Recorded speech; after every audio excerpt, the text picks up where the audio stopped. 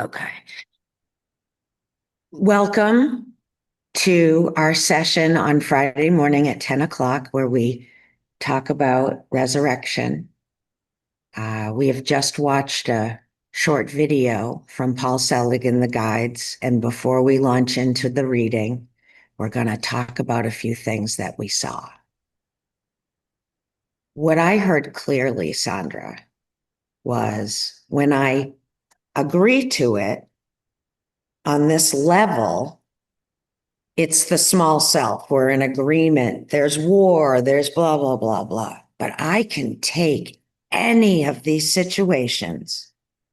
I can say, okay, I'm going to take this war thing, whatever that is. And I can say and pause, I am in God. I am of God. I am with God. I reclaim this in the upper room. And what I see is all these sparks all over the planet reclaiming, you know? And maybe there's only a few of us, or maybe there was only 5 of them, 20 years ago, but now there's a million people doing this reclaiming. And so I am not reclaiming it as a small self. I'm reclaiming it as I move from the small self to the true self in that octave, in that moment where I'm like, okay, I, I, I can claim all things as new. And so now there's a new alignment just for a moment. Of course, I'm going to drop back into have this small self experience and identity, but not to buy into it 100% of the time anymore. To just have that little bit of knowing that if I remember to do this now and again, as frequently as possible, it's contributing to the entire consciousness moving up. So I'm going to watch this one a couple of times. So thank you for allowing me to share. It was powerful. And I saw May unmuted too. Hi. Um, yeah, they speak about not letting it happen too quickly, like not having all the lights turn on at the same time, because we wouldn't be ready for that. Like there is this element of this gradual nature that this has to unfold in our like apparent time structure. But it does, I think there is that element where you can kind of settle back into to feeling very hopeful. And that's like I think that at the core what we're supposed to feel. But like it is hard to untangle fear, and I think that is the wrestling. But the more I feel less fearful, like I can just kind of sit back and be like, okay, God is, like I am in God, I am of God, I am with God. Like I am in love, I am with love, I am as love, and like so is everybody else. When I go on a walk, I do that to like as many people as I like see. And I don't know, it seems like as you plant those seeds, maybe they will stumble upon something like this eventually, and then it just spreads. Yeah. Yes. I just want to say yes, yes, yes, yes, yes. And the same with Rana. I mean,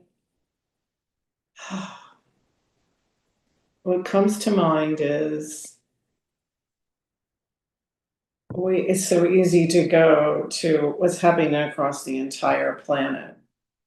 And yet, as you said, just walking down the street or just here in my home, if I raise that level of vibration to the upper room in my home with my family, with my neighbors, I'm helping to change the world. And it does spread. It's funny that you used monkeys yesterday, because there's this small video called The 100 Monkeys. I don't know if any of you heard of it. We may have talked about it here, but it's a scientific study where they saw that even monkeys that were isolated on different islands or different continents, once they reached a tipping point of 100 monkeys learning a new skill, somehow it leaped to all of them around the world. And they called it the 100 monkeys. So we don't know. Morphic resonance, Rupert.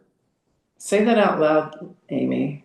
It's called morphic resonance. It was sort of discovered or discussed by a British biologist, Rupert Sheldrake, and you've described it well. It was a macaque, I think, on some Japanese island who started to wash her food in the seawater, and she taught her kids to do that. So her children started to do that, and then they found that macaques on other islands began to do the same thing. Yeah, very interesting. And it's similar to, electricity. We say that it was, who was it? That discovered electricity, but actually it was a simultaneous discovery by many people. And that it just goes on and on and on. Yeah. So we know that what we're doing here, we're not just doing for ourselves. And we can even say ourselves as individuals don't exist. I've heard that said here. We're just one. So, Rana, you go ahead. Yeah, and what comes up here is like, don't feel hopeless. Don't feel like, oh my God, this world is going to hell. There is something that we can join and raise it together. I thought when you said 100 monkeys, I was like, well, I think we have 200 people on our mailing list at an open door. Right? So, I mean, just as a collective, right? These pockets of collectives raising consciousness. Yes, and the guide said we're being driven to the edge of a cliff so that we must fly. Did that strike you? Like, okay, don't be afraid that you're going to the edge of the cliff because you will fly. I just love that. Any other comments on this particular video we watched from anyone here? Okay, so we'll get back into our book. I missed you last week, but like Amy tells me, we're now on page 49. The second paragraph that starts with the world you live in. Which we've just been talking about. Who wants to read? Yes, who wants to read? I'll take notes, Sandra, so you don't have to. Thank you, Raise your Amy. hand if you want to read. Okay, good. May, you'll be our first reader. Who else? I will read. Pat will read. Patricia, do you want to read?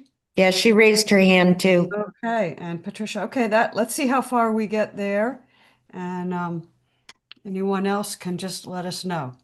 All right, Sandra. Thank you, Amy. May is first. Okay, just this paragraph right here, the world you live in. The world you live in. Okay. Read as far as you want, and if you have any comments you want to insert, feel free to do so. Okay. The world you live in is branded by the idea of lack. Any system you have that is intent on improving your lives is looking to address this idea. But you cannot address lack from the level of consciousness that is already in coherence to it. You must lift above it to the upper room, or a plane of vibration where you know what is required.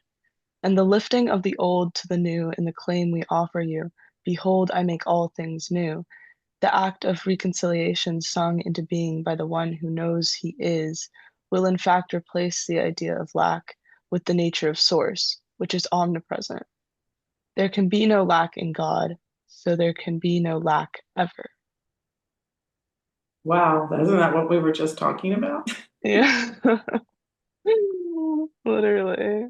Anyone have any comments on that?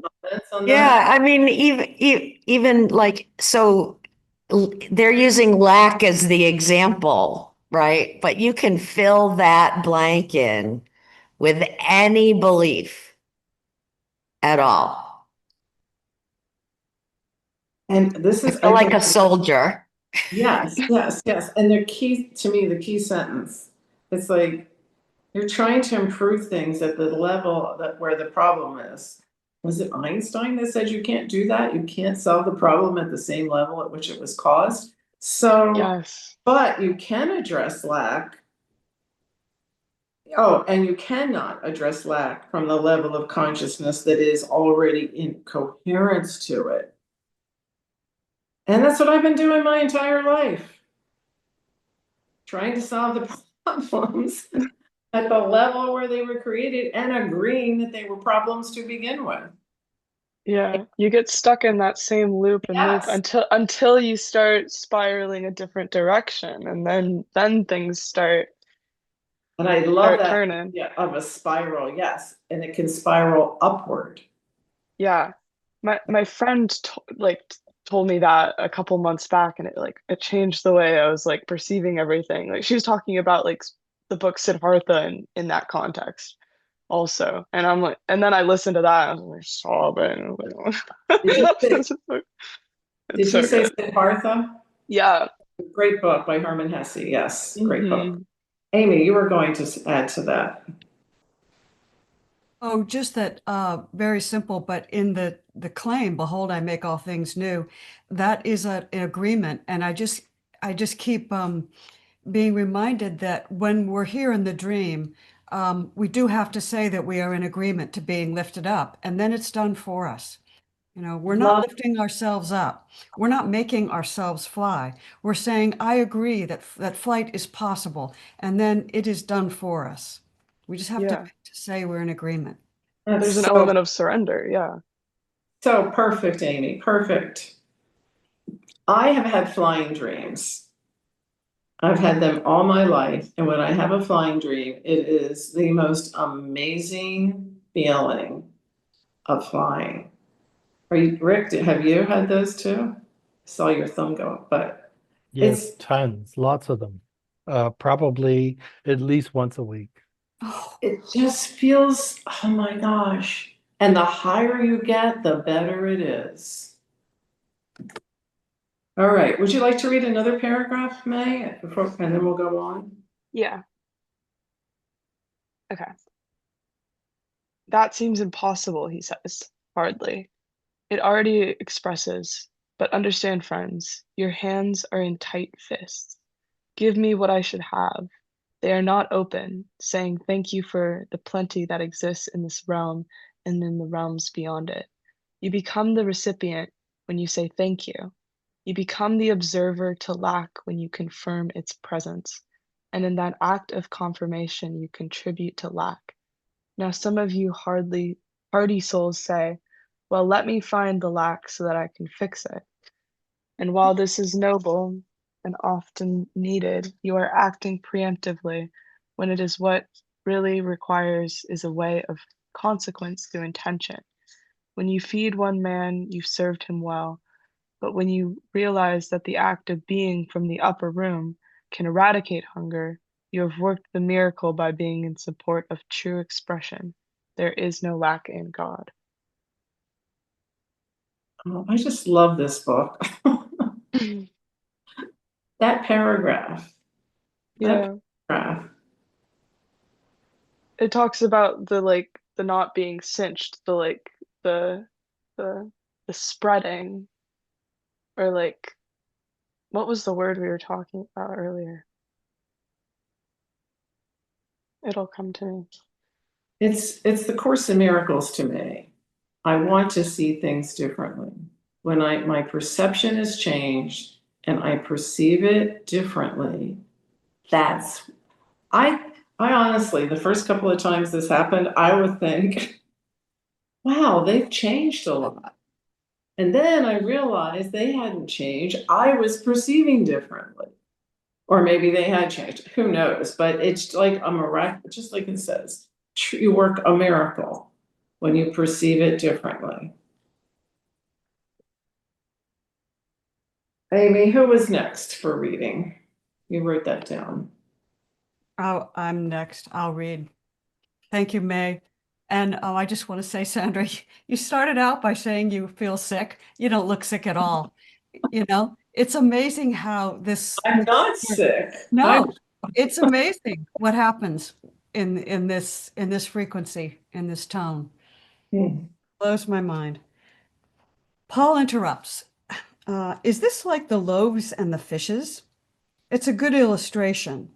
One who knows the source of all things has access to it. It is less a miracle than you think. It is the reception of what is already so.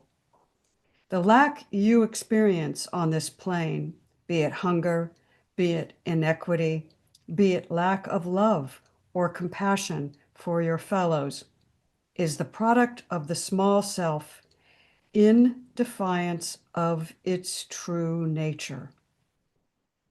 The one who hoards her money is denying God as her source. The one who says, maybe tomorrow I can lend a hand, in her selfishness is denying the divine as well. You must all understand that you are on the brink as a species of such radical change that the excuses you have used to deny the well-being of your fellow will be the ash upon your faces if you continue. You may understand that the offering humanity has now to all that exists on any plane is its reconciliation with Source. And you cannot reconcile with Source when you are denying it. And if your actions are denying it, I'll save the money for next year and put more in the bank and not worry about those people out my front door with their buckets out begging for food. This choice is to deny the God in them and in yourself and the source of all. Reconciliation is the re-knowing of self as of the whole, and your singular natures, beautiful and present, still operational in fullness, are in an awareness of the majesty of the divine, and in the high octave cannot and will not deny it. Now here we go. Oh, shall I stop? Does anyone have any comments? Amy, do you have anything you want to say about this? No, it's just so powerful. I like the line, it's the reception of what is already so. Like it's all completely attainable. Yes. Yeah. May, It's just- I'm with you. I was thinking there's something in the Bible about the storehouse, like it's full and we just don't, we deny ourselves it somehow. You guys know I'm not a Bible quoter, but someone said that to me one time when I was sort of, feeling, one way or another about Kylie. This woman just looked in my eyes and she said, just go into the storehouse. And I thought, oh, is that going to fix her? you know? But it's the sense that we already have it. Thank you, May. Yeah, it says it is less a miracle than you think. It is the reception of what is already so. Reception.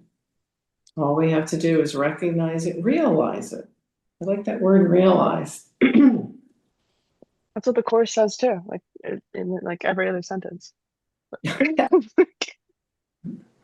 Yeah. And you may want a hamburger and French fries, but you get rice and beans. But either way, you get fed. It doesn't always come in the way you think that it will come, right?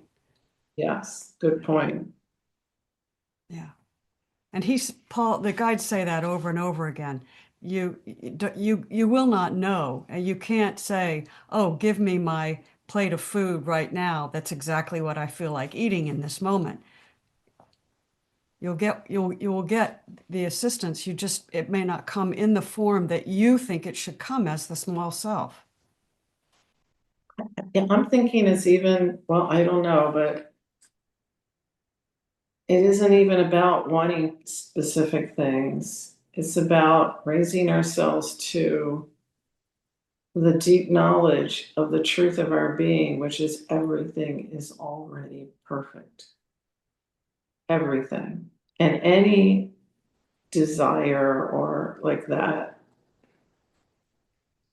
I mean, just that deep knowing that I'm good. I mean, the man in I always forget his name. Is it Frankl in the concentration camp? Viktor Who, Frankl. yes, who realized that there was something that all those guards could not take from him. Right. Exactly. The message is the same over and over. You've forgotten who you are. Pause and rest is the self. Just for a moment. And it's like just in that nanosecond, I've found in my experience, I do it frequently. And as I remember to do it, I remember more. And Yeah. it's just building. It's kind of a cumulative thing now. And so it's much easier to say, oh, I forgot who I am, Mhm.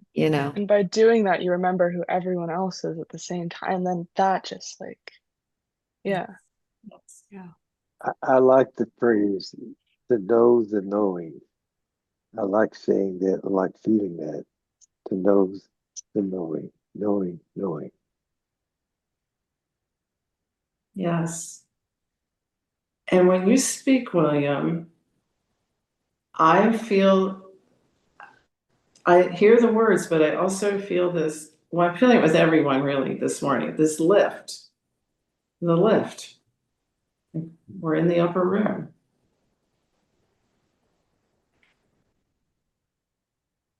Anyone else? I just Feel am reminded over and over again that the small self does not know jack shit. It's not gonna, I don't know anything. So I just have to do an Indigo, who, by the way, is, Cindy said was in the hospital because she had a seizure yesterday She just after. got here. She There she is. just joined us. Oh, good. Wow, isn't that amazing? Okay, well, maybe Indigo will say something and share with us how she's doing at some point when she's ready. Anyway, the small self doesn't know jack shit, and you just have to do an Indigo on it, and it's all for you. The more I stay in that recognition of just allowing and allowing and allowing and allowing, now and now and now and now, it gets easier and easier and easier. And then the times when I just blow my top and, it's like this inner volcano, that's okay too. It's all okay. Yeah. Anyway. Patricia.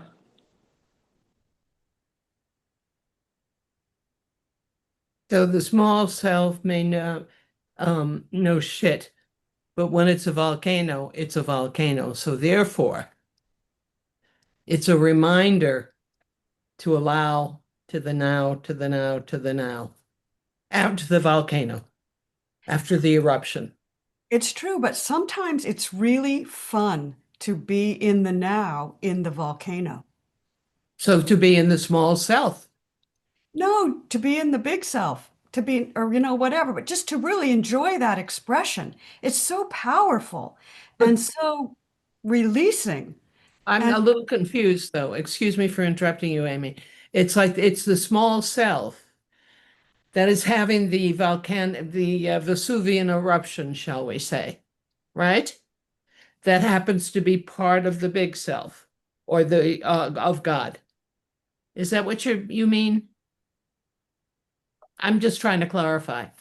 I don't always know if I'm in the volcano consciously and I'm present in the moment and I know what I am and I know who I am and I know how I serve in truth, but I'm enjoying this powerful expression as it comes. There is no small self. It's just the expression that's happening through this apparently small self.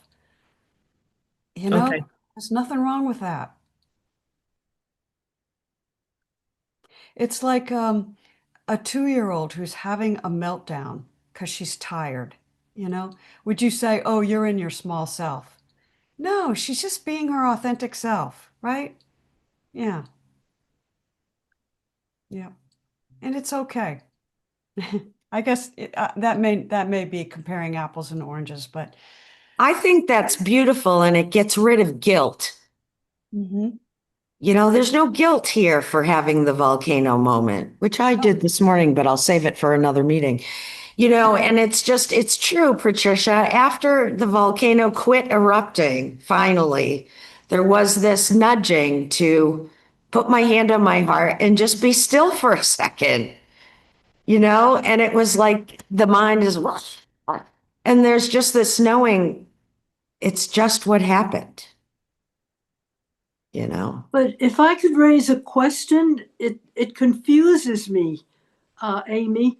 The idea that we can enjoy the experience of the lower self, no matter what that is. If we understand that the upper and the lower self are all one, and the upper self is having an experience as the lower self, but there's no separation there.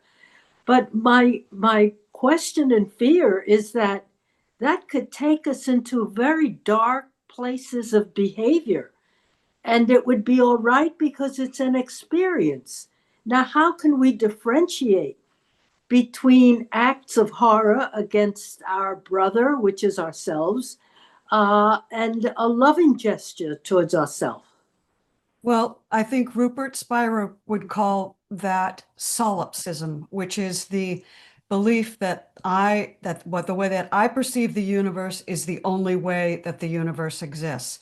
We're doing the opposite in this, this, well, we could call it non-duality. Everything that I do to myself. So I don't have to direct my volcano at another. I can sit in my space and enjoy the experience of it, releasing it. Because the point, I think you actually said it perfectly, Josephine, in the first sentence of your expression. It's the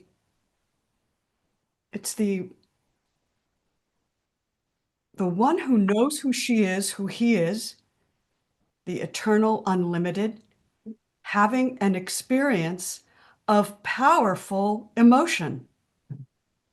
Because God doesn't tamper down on its expression. It's just an expression. But when we understand the other half of that coin, freedom is incontrovertible, but so is oneness. And those two things are true at the same time. So we are not free to take our irritation out on the other, but we are free to have the experience within our own being.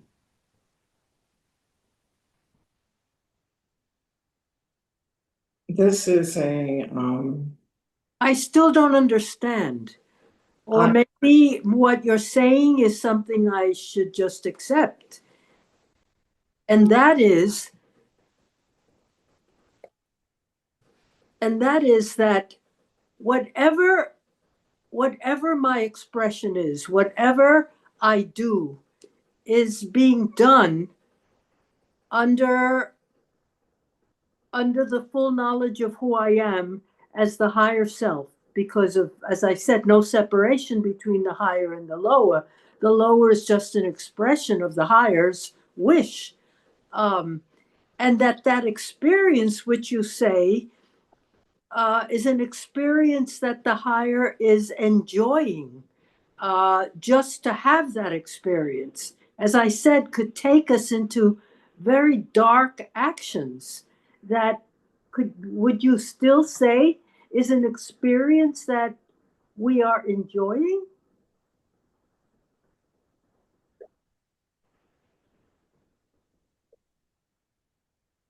If I'm in an outrage because my husband has unloaded the dishwasher in a way that I don't like, I would not go to him and scream at him for putting the forks in the wrong place.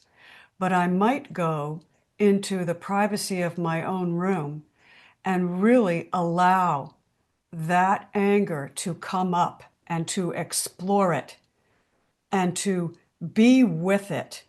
And then when I've done that, when I've really allowed it and liberated it and looked at it, then there is a healing element in that allowing. It can be healed. It can come up and it can be healed because I'm looking at it as the whole. But it doesn't mean that I consider that my anger is true and that it can be expressed like diarrhea all over the place. It just means it's arising as an opportunity for me to look at. And I can find enjoyment in liberating that.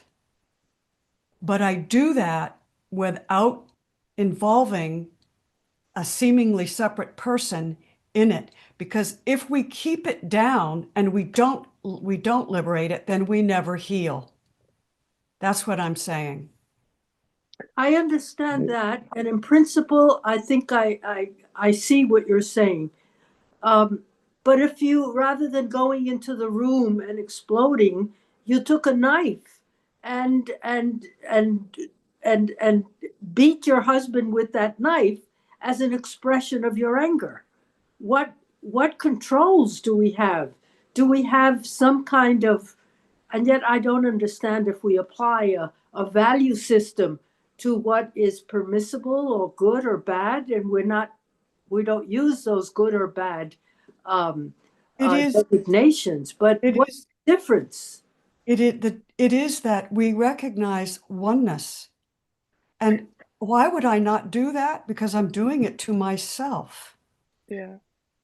I listened to a teaching yesterday where they talked about like how some of us are like put onto this earth to like commit heinous acts and like learn from them. Like that's kind of like what they are sent to do. Like some people are meant to be like war criminals and like murderers and like that's how their soul learns.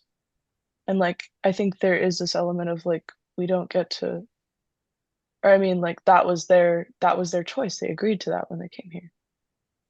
I don't know. Yeah, That I is think helpful. what I'm trying to explain or to express is that this is both sides of the coin at the same time. There is ultimate freedom and there's ultimate oneness. So we are free, but we have to at the same time understand that what I do to the other, I do to myself. Yeah, I would like to jump in if I may. But you don't have to mute Amy. You can keep in the discussion.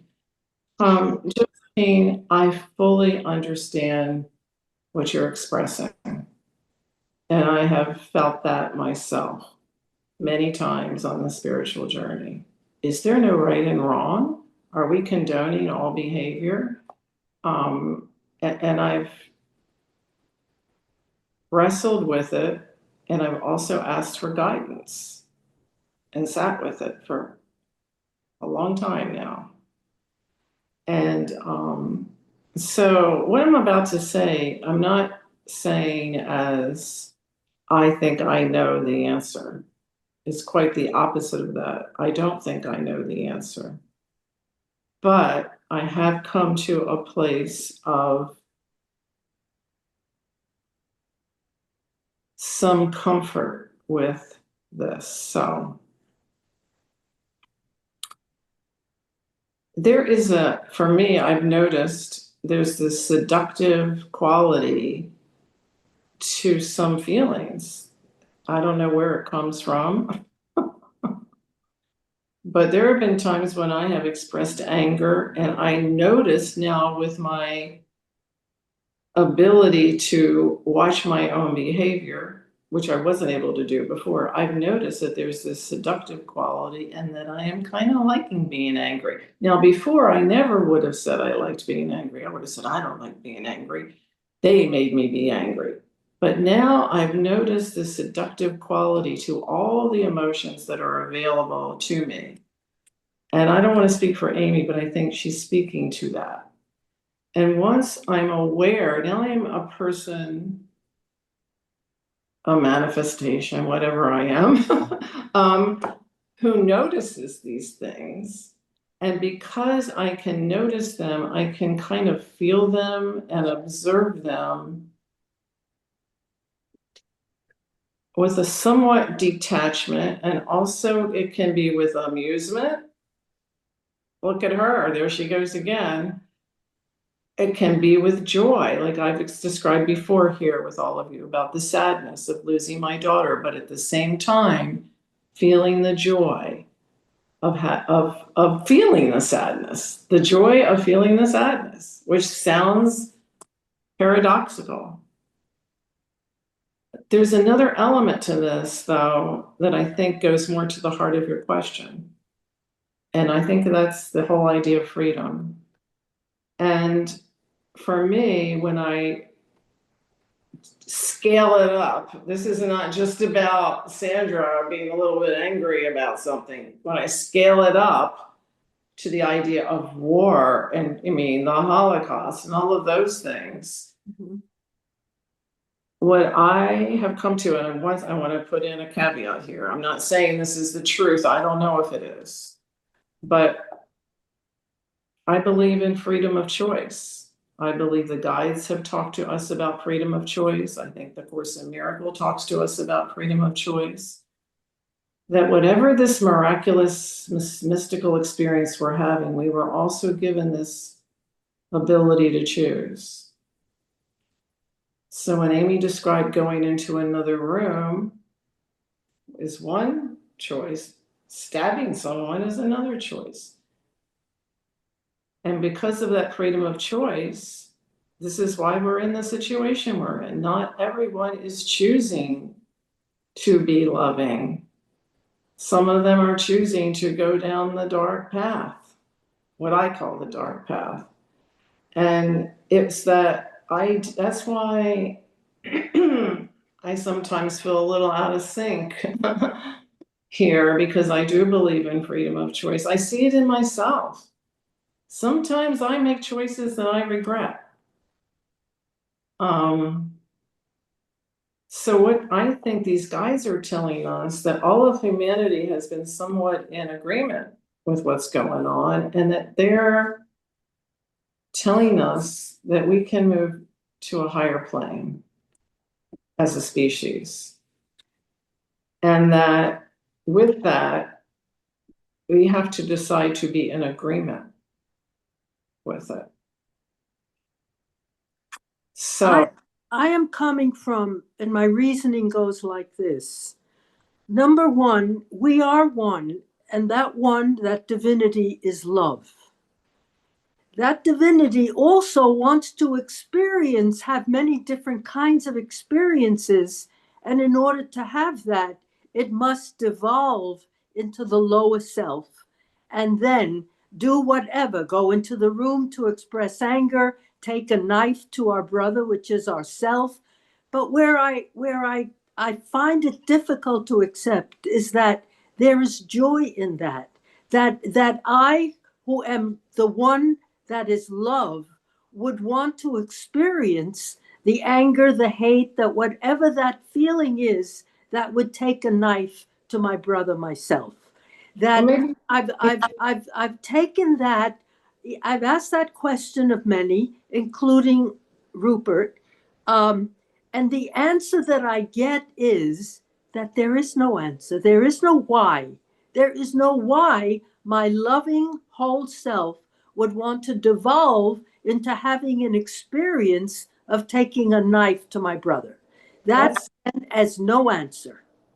That's why I'm with you on the question, because I believe, I hope it's okay that I'm doing all this personal, but I believe in a loving presence, a what's the word? Beneficent source, a source that only wants good and love for us. So I think that I remember, I believe that when I weep for humanity, I am weeping as source. Source is weeping as well. That's what I believe. And that otherwise, why are we doing all of this? If it's all just perfect and we're all just here for an experience, why are we even reading these books? Why are we trying to raise to a higher level? Why is the Course in Miracles telling us to see things differently? What would be the point? And I think the point is to raise us to a higher level where we are not doing these things to one another, that we see each other as ourselves. Amy wrote, to heal is to liberate totally. So perhaps your problem or your confusion or even your disagreement comes from your definition of the word joy. I think I can say that I do not take joy in some of the emotions I have, but I do see it differently now. So that I think that's the best we can do. We've got a lot of hands raised around this topic, so I'm going to hand it off to some other people now. But Thank you. Thank I guess so my much. final point would be that, as the Course says, it's all an illusion anyway, and it's not happening. But I don't know. That's a hard one too. But I do believe we are called to I know it's true that we're being called to something higher than committing mayhem against one another. So I don't know who had their hand raised next, but I think it was William. So I'll go to Yes. Well, I don't know, and I just see, I like it that I'm not the doer, and I just see all the figuring on that I try to do after the fact of the moment. And I see it as a wake up. I don't know why I get caught up in the story of explaining it and wanting to know what's this, what's that, and why. More and more, it's recognizing I'm just caught up in thoughts. And I go right back to silence or to the now or not knowing, or it's the absence of what I'm making up.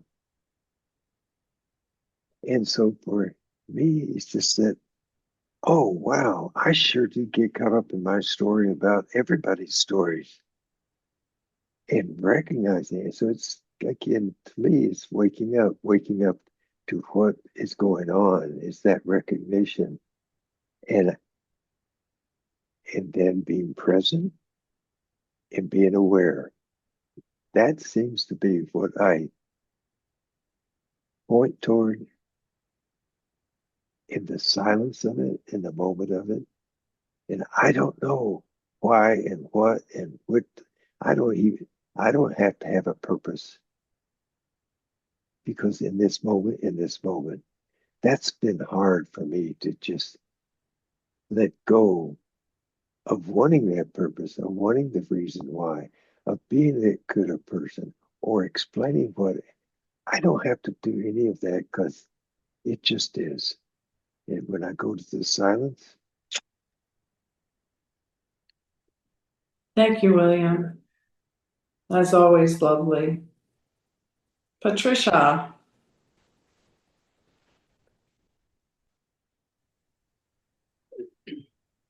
One of the, if I am, whatever may be happening,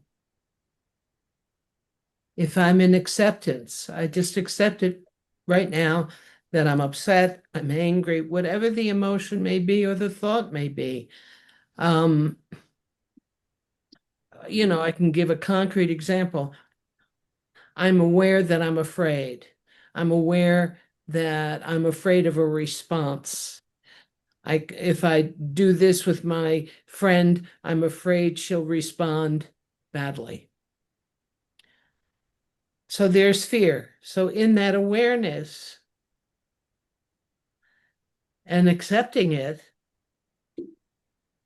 there's something that happens. There's this very gentle opening that occurs. I mean, for me, in that sense of acceptance, and in that opening, I have choices how to respond. I can let it go. I can say something. I don't know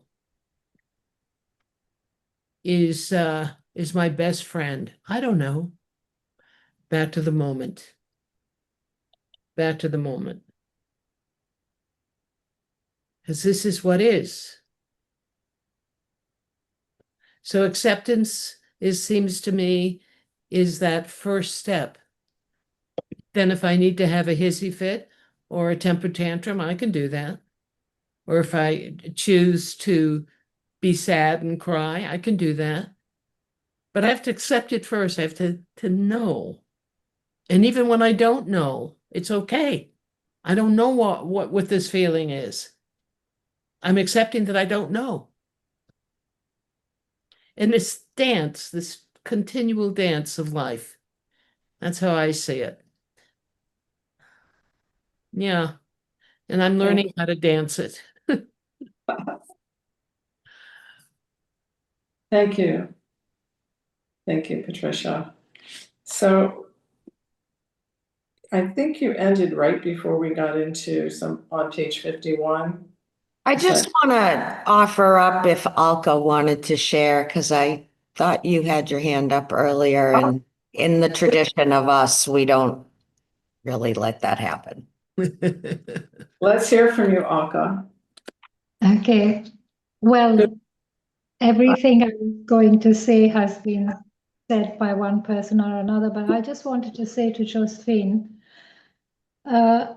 I have asked the same question myself many times. Why does the divine want to experience violence and degradation or whatever? And frankly, I'm too puny to know what the divine wants.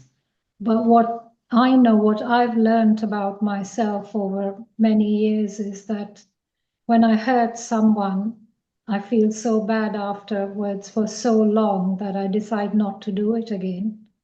And the divine can choose, well, divine has to choose what it wants to be, as long as it's not choosing to experience the darkness through me. I'm okay with that. So that's the choice I'm making, is that the darkness, I've made the choice that the darkness must not be experienced through me. That I would like the divine to experience light and happiness and joy and through me. That doesn't mean I don't get angry, resentful, bitter. I do. But then I don't enjoy being that. And I try and go back to connecting with my higher self. That's all I had to say. Thank you, Alka. And thank you, Rana, for seeing her hand. I was so immersed in the discussion. I can be triggered by this one, Josephine. I just want you to know, I personally get triggered by this one. And Rick, I love that. You want to speak about that? Well, I think it's one of the things that kept coming up with Josephine's question, great question, was, there is something that happens to somebody like me when I am sedated. And, even in sobriety, I've experienced ways of behavior that, I got isolated as a result of certain behaviors that I brought in. And so I think sometimes I rely on this new source of power, or that source of power may come in human form. And, I think we're guided by whatever this divinity power, higher power, God, that I get to now rely upon. And being sober, I start to seek what that is. And as a result of that, certain behaviors, I didn't change them, but are being changed as a result of doing work like this. So yeah, thank you. Yeah. Thank you, Rick. Appreciate that. So I think we might be at the very bottom of No, 50, we're right at the top of page 51. where it And says, now here we go. yeah, and I would like to suggest that if Pat is Okay. willing to. Yes, Pat, please. I would love to. Now, here we go. On this day, we claim that all who hear these words, all who say yes, will move to reconcile with those they have put in the darkness. That each one who says yes will announce herself as free from the burdens imposed by lack in an awareness of the plenty that expresses in the upper room. And as we say yes to you, as we announce you as free, as we see you in a reconciled state, we sing this to you in tone and in language. On the count of 3, Paul. 1, 2, 3. God is, God is, God is. We thank you for your presence. We will return with more later. Period, period, period. Stop now, please. Yes. Yes. It's interesting because as you also helped me so wonderfully in the meeting, and I feel this thing here. We say yes to you. We announce you as free. I'm thinking of my mother as announcing her as free, because as today I was walking in the park. And there was this woman that we see the same people all the time. We say hello, how are you, and all this stuff. And this woman was wearing a pink top and a patterned pants, matching pink in the pattern. And I said to her, I love your outfit. She said, yeah, I'm wearing pink. And she said something about breast cancer. And then all of a sudden the memory came to me that at one point, there was some sale on slacks when I was in college, and I was on the phone with my mother, and I said, she said, I want to buy you these pants. I said, okay, any dark color, any dark color. She buys me pink. And this memory comes to me this morning, and I go, okay, whatever. It's this, and I think I have this little, why even bother? Because I saw Helen the other day was forgotten the title of the thing, but I think it was her latest one where she's saying, just forget about this, forget about that, forget about everything, forget about anything that you think, forget about, and then here you are.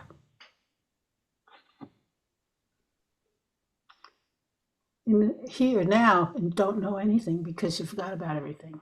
And that's the beautiful state right there. So these memories that keep popping up at me, it's the awareness of the blocks to love's presence. And that's what the process is. I think that's what, we've been talking about here. Reconciliation, resurrection, and raising the vibration. Who knows what the hell this all means? I don't. So why should I? I don't have to. Then what Helen says is rest in the mystery of yourself. Yes. Would you like to keep reading? Sure. Just, I want to thank you for that's one more wonderful answer to my query. And I want to thank everybody for helping me to reach deeper understanding. Thank you, thank you. I'm sorry. No No, problem. sorry. Thank you, Josephine. That's why we're here. Mhm. That's the whole point. Mhm. To be here to help one another, and you help us with your question because it helps us to clarify what we're thinking. I love that you're so authentic, Josephine. Thank you. It's like I just feel like I have this little chest full of turds. And here comes this turd. Oh God. Um, when we teach through Paul, we come with an awareness of his physical self and what he can hold in vibration at any given time. The text that we are writing now is of a level of amplitude he will have to continue to adjust to, because we are reaching our readers in vibration. While the language and the intellectual instruction is a requirement for this transmission to be understood by the intellect, the true teaching is the tone. And the resurrection of the monad is the intent of this transmission. Each time you turn the page, you are being reminded by the energy of the book, not the intellect or what you assume the words mean, to engage in the act of resurrection that we are party to the instruction of. That is just so perfect. Go ahead, William. I did something. You mentioned turd. Well, that brought up a memory of mine when I came home from my brain surgery and I couldn't walk and so forth. And I had left a string of turds as my wife was leading me to my bed. And it was, at least I'm up and sort of halfway mobile. It's just that, so what? The relief, the freedom, it is free. It is free. Just being present, present, present. And whatever it is, whether it's pink or turd or whatever. Yeah, I was just talking to John last night, going through pictures in I have 8,000 pictures on my phone, and some of them are pictures of Pete's shitty ass, because when he was demented, he couldn't wipe himself, and it was my job. He would just get up and walk, and he didn't want me to wipe him, and he was full of shit in his ass, and he wouldn't believe me, and so I would take pictures and show him so that he would let me wipe his ass. I have those pictures. I come across them, and and one of my jobs lately is just to throw away a lot of pictures of various things I don't really need. But I keep that one. I don't know why. It's a good memory, I guess. Oh, I love it. You always I love bring us it. back down to earth. Yeah. Right back down to these creatures that we are, you know. Thank you. And I just that was And we, the last thought, and we never have to justify it when we're laughing. The truth in the moment shows up. true. Truth is true. Well, I think this last paragraph it's a simple little paragraph, but it says we're just being reminded by the energy in the book, not the intellect. Maybe we can't explain everything. Maybe we don't have answers for every question. But the energy of the book to engage in the act of resurrection. And to me, that partially answers your question, Josephine, which I'm going to be thinking about again for the next week. But we're in a process. We're not stuck. And we're in process. And so we are raising ourselves in some way, or we are being raised. And so we can rest assured that what we see through our limited vision is going to be reclaimed, I guess is the word, reclaimed to a higher level. And raising is happening. I don't know what anything is for. I think this might, let me see what time it is. Patricia. One thing that just I got reminded of is that we're in a continual process of resurrecting by being aware. Oh, I was on a lower vibration to use this language. I want to climb up to a higher vibration and be in the upper room. I want to be closer. I want to be in the now. And when I'm in the now, to use language, I'm in the upper room. So it's interesting to kind of translate it into our own experience. Yes. So we're in a constant process of resurrecting, at least for me, it's continual. Yeah, Alco just wrote, we wouldn't know joy if we didn't know grief. That's so true. And I just feel, I can feel it. I don't know if you can, but I can feel the difference. I may not have words for it. I may not be able to explain it, but I can feel the embodiment of being raised. The peace of it, the joy of it, and even the beauty of it. And the beauty might encompass watching myself, watching others in their struggle and in their very human struggle and in their very human joy. So I think we might be done for today. What time is it? 11:13. Does anybody have any last words? Amy, didn't you say we were going to hear from Indigo? But she's not there. Yeah, Indigo. Indigo. She's there. Hi, Indigo. Hi. We love you. Love you guys. Thank you so much. How are you? Okay. Yeah, okay. Just taking one step at a time. But yeah, it was so great. It was so great to hear from you guys. But I trust everything. I'm not in charge, so I do. So yeah. But it's so great to be here with you guys. I really love being here. Thank you. Thank you. I think we all love being here too. That's why we're here.